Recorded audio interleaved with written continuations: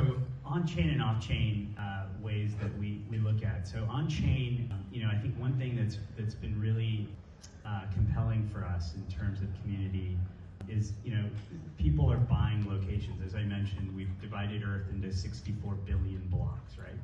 Covering Earth.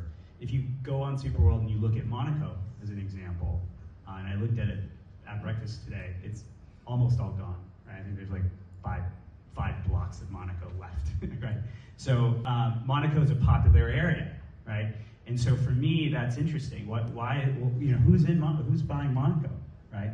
And then you kind of dig into that, and you kind of figure out, oh, like that person who bought something in Monaco also bought something on Park Avenue, and then they also bought something in this other area, and it goes back to those stories that we talked about.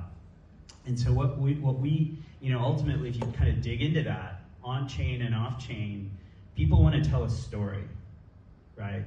And they're acquiring these places, they're either building content at these locations, and we just launched maps.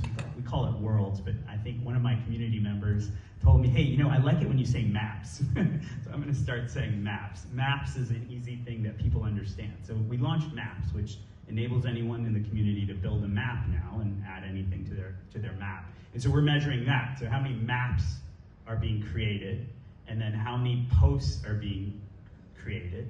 The other thing we just added was, if you go to Google Maps, you can star a restaurant. I don't know if you guys do that, starring a restaurant in your map or a hotel or something.